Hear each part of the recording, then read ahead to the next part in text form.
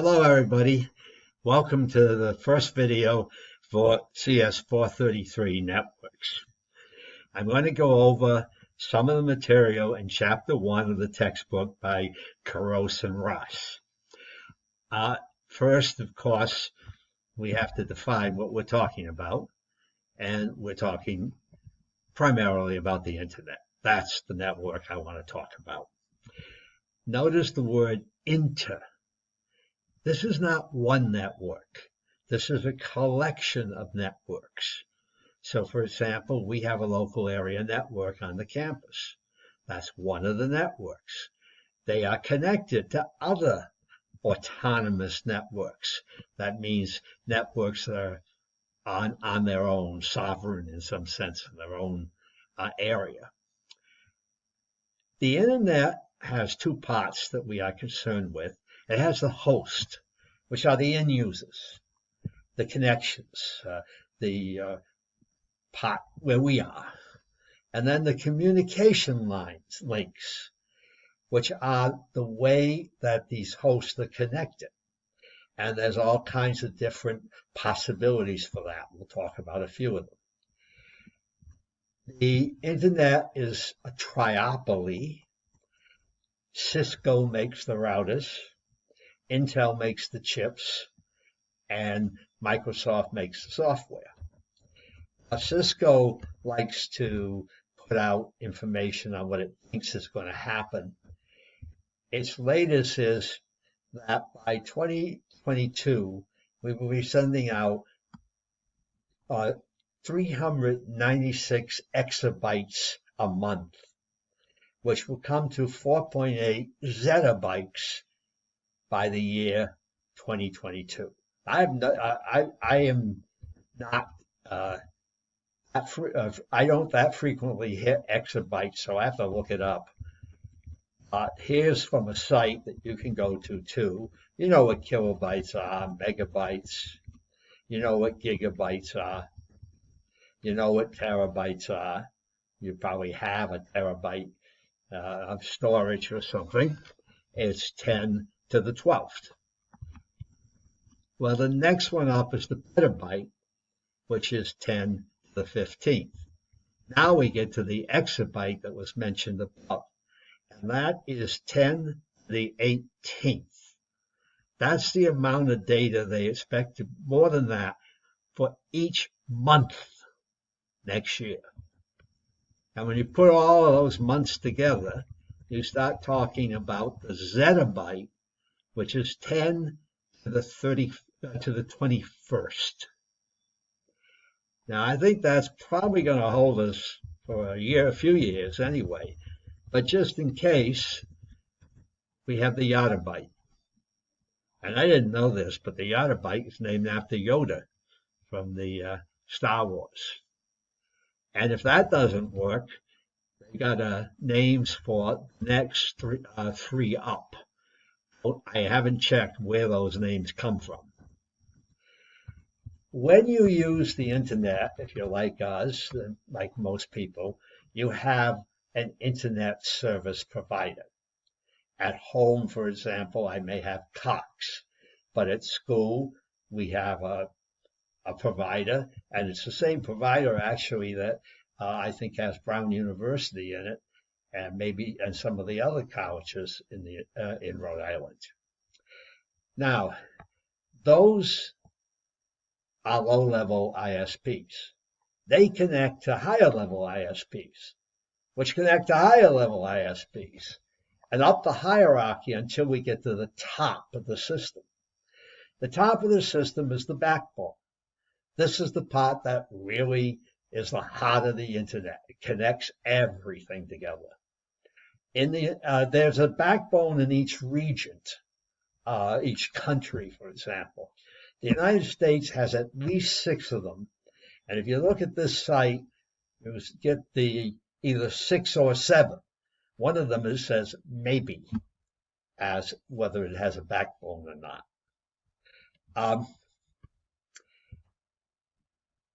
This area of computer science is different from many other areas of computer science. The difference is that it's very, very important that manufacturers follow standards. We have to be able to connect machines from different manufacturers.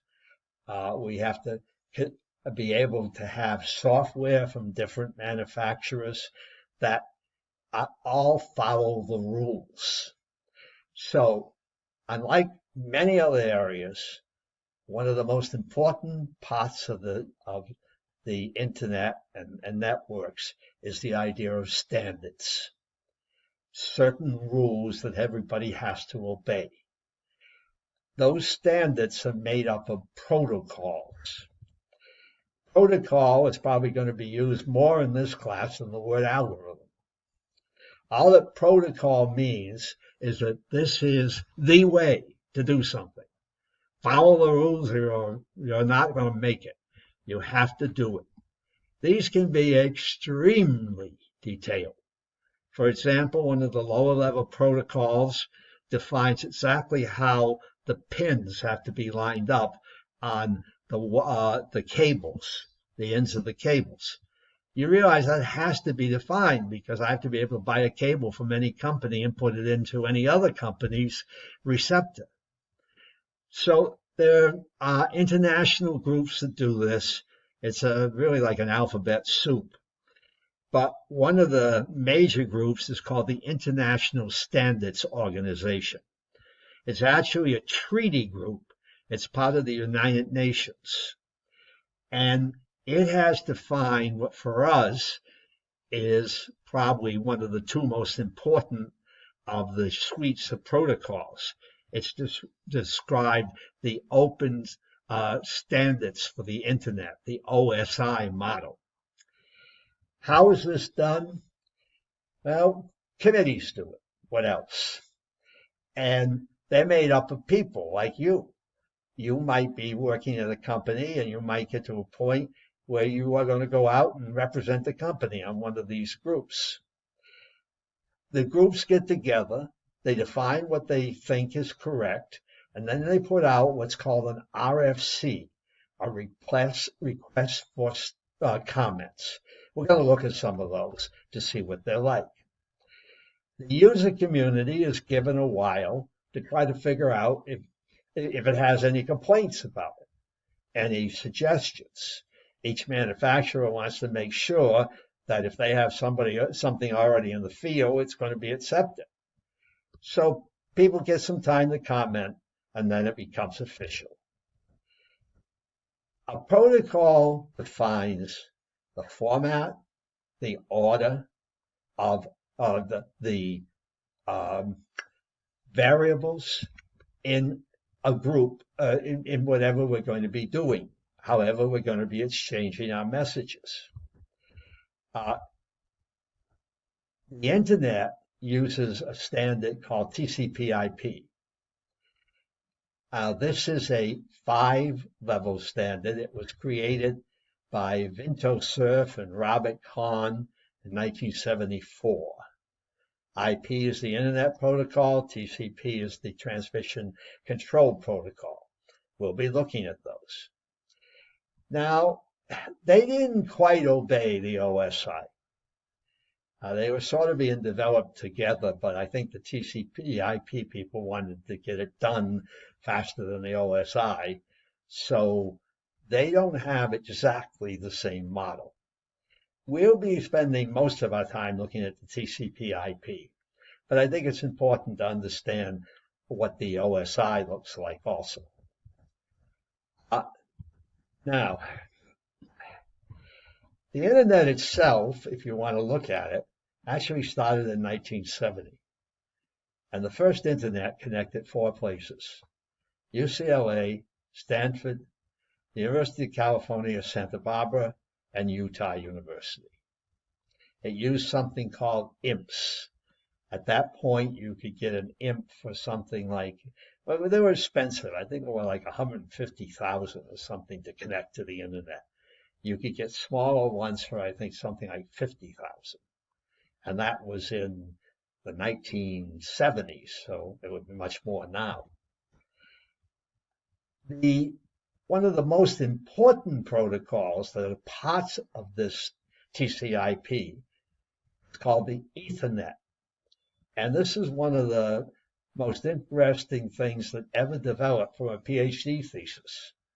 Robert Metcalfe at MIT in 1973 made this as his PhD thesis.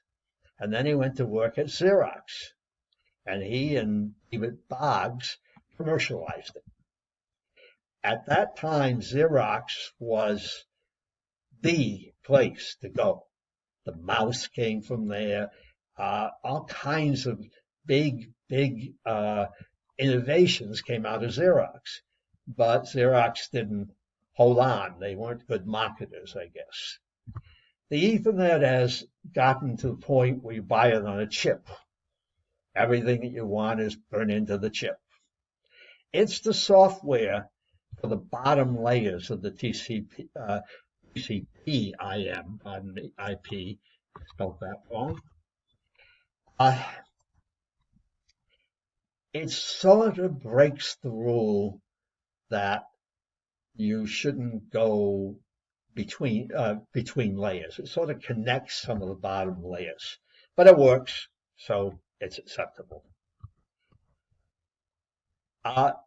We don't do too much in this course on physical media, but I would like to at least mention them, and maybe later we'll make some more comments on them.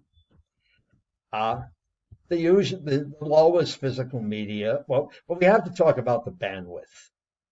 The bandwidth is essentially based on the sine curve, so the cosine curves. These are the waves that propagate, the electric waves, whatever. And the important thing is the frequency, how many complete cycles we have from, say, this zero to where it crosses the axis again. That's one cycle. How many cycles we have per second. That's the frequency. Our various receivers are tuned to pick up different frequencies. So the bandwidth is essentially a measurement of how many different frequencies we can use for our device. What frequencies we're allowed to send out. The bandwidth, each frequency can be modulated.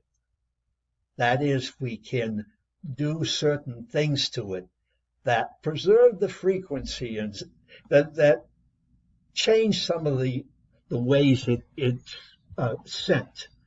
And that modulation is what we pick up when we when we receive the wave. You have to be careful. Frequency is not the same as bytes per second, bits per second, or anything like that. Because each change in the modulation, the change in the sine curve, can carry more than 1 bit.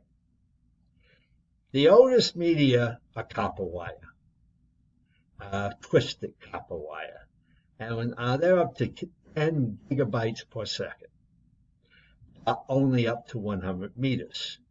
Past that, you have to get a repeater, I think, to keep going. Coaxial cable is better. That's a little higher up. But fiber optics is what you really want. The amount of data that can carry is amazing. And it has another advantage. You can fix it without taking it out of the ground. So that makes life much easier for people who want to upgrade. They don't have to pull it out. Backbones definitely use the fiber optics.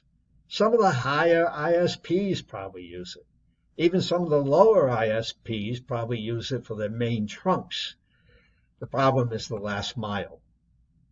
The connection between your house and the cable that runs down the street, or your house and the cable that runs down the street to the more main street, where there's a cable that's more important. that problem, I hope it's being solved, but it costs money, of course. Another media that we use are radio channels, and satellite channels are very similar. The satellite channels are very useful for areas where you can't lay cable. You're not going to lay cable in the Hawaiian Islands. The troughs between the islands are too deep. So the Hawaiian Islands were one of the main places where satellite networks were investigated, created, perfected, whatever you want to call it. Both satellites and radios have a major drawback. Anybody can listen. So they're not private by definition. They're wireless, so they're not private. Now, how do we send the messages? There's two ways that are best known: circuit switching and packet switching. Circuit switching means that before you send out a message, you set up a line. You map out the connection you're going to have. And then everything you send goes along that line. And in fact, that line is yours. Nobody else can use it. The best example of that is the old telephone systems. They call them plain old television service. Plain old telephone service, telephone, or POTS, P-O-T-S. That way has drawbacks. The way the internet uses is called packet switching. What it basically does is it takes a message and breaks it into pieces. And then it sends each piece out. They may go the same way. They may take detours because one way becomes too clogged. That means they may reach the destination out of order. So the destination has to put it back together again. Make that, we're very worried when we send things out. You're going to hear the idea of checking for errors everywhere, because we're basically in a hostile situation. There are so many things that can gobble up what we send. Heat, cross wires, buildings in the way, all kinds of things can make it difficult to communicate. So a lot of the bandwidth is actually used for putting check bits on and making sure that we can check that things get to the right place. To make that happen, each of the places that we connect, and we'll call them routers, we have a router that connects us to the internet. Someplace else has a different router that connects it to the internet. When we have two neighboring routers, A sends something to B, a packet. It does not destroy A. It does not destroy that packet. It holds it. It stores it and forwards it. B then sends back a message saying, I got it. And once B sends the message, I got it, then A can throw away what it's been storing. But it can't do it until it's sure that B got it. So it's holding the message even after it's sent it, or the packet, until it gets confirmation. The routers are full of tables telling it what to do with packets that come in, which line to send it out on. This part that's coming up is actually refers to more than just networks. The programs to send things across the networks have an awful lot of pots. And it's not reasonable to have one person write the whole thing. Since you're going to have a lot of different pots, the prevailing opinion on large software including networks and operating systems, for example, is that they should be broken up into pieces. And each piece should have one defined set of what it's supposed to do, or a couple of things it's supposed to do. And the actual program is a community of programs. It's lots of programs that communicate to one another. Operating systems are done that way. Networks are done that way. Networks are done that way very formally. There are two models, the TCP/IP and the OSI. The OSI model has what are called layers or levels. And each layer communicates with the layers above it or below it. The idea is that each layer provides a service to the layer above it. So layer 1 is the bottom layer. It's the physical layer. Its job is to get a bit stream from one router to the next router. That's all it has to do. It doesn't care what the bit stream means. It only has to get it from A to B. It doesn't have to get it from U to UCLA.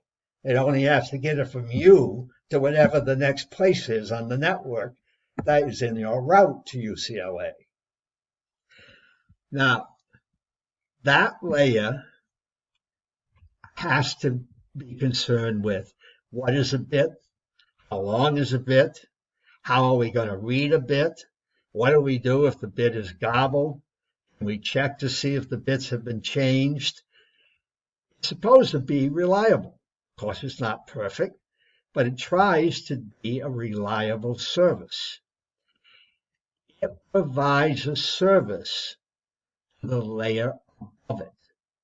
It takes a message, a packet, whatever, from the layer above it, and it starts sending it as bits across the wire or the wireless or whatever to the next place. So there's an interface between it and the layer above it. So when you're writing this code, you not only have to write code for the layers, you have to write code for the interfaces also.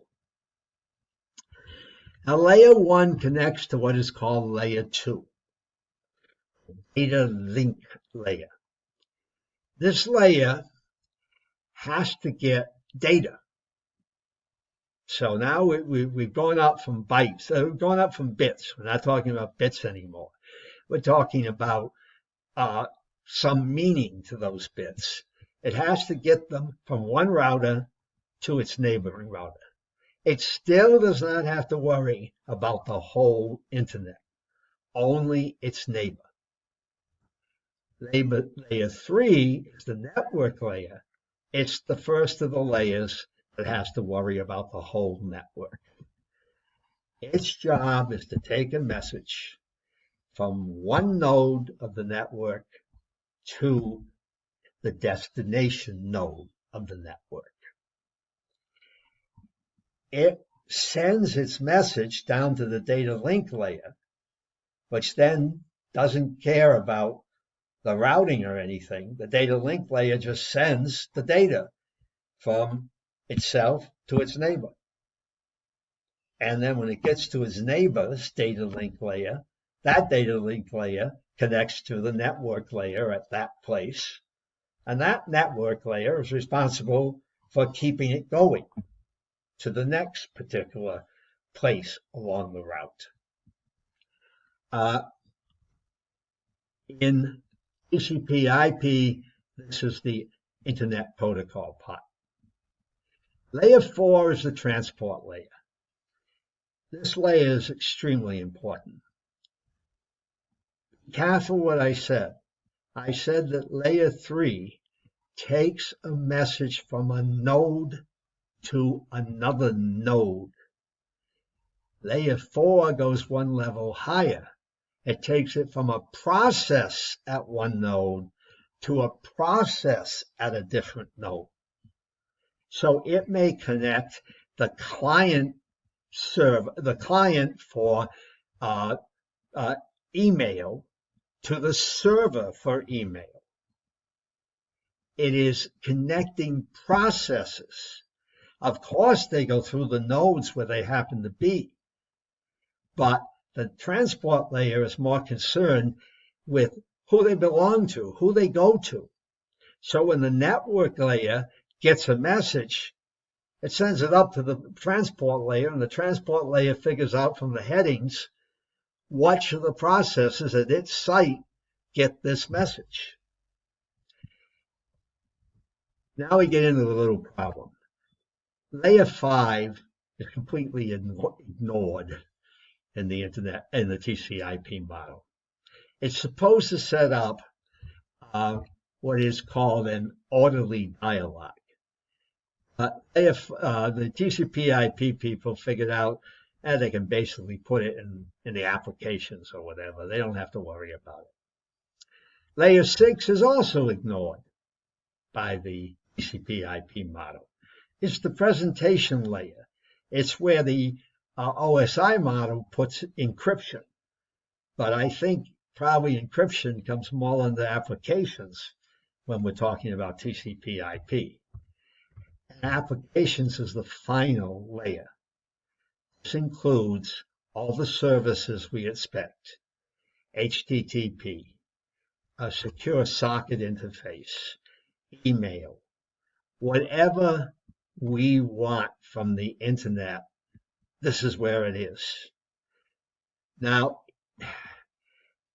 the application layer, there are lots of different parts to it, but really, I don't think the OSI model defined all the pieces. It's the interface between layer 6 and layer 7 is the important part to the OSI model or to the TCP model, TCP/IP model. Now that's 7 layers. Lately, they've been talking about an 8th layer. You and I are the 8th layer, the users. So we're the layer that isn't, we're silicon, we're not silicon, we're carbon-based. Many of the layers put a heading on top of the lower layers, of what's on the lower layer. So you've got it comes down to it. So you're going to see a lot of headers on messages. I talked a little about packet switching and circuit switching. The packet switching model is snail mail. Because if you send out 2 letters, you're not guaranteed that the one you send later is going to arrive after the first one. This particular section here you can look at. It's a good, it says that if you use circuit switching, it wastes space. For example, suppose I have a megabyte of bandwidth. I can send bits. I can send out 1,000 bytes a second.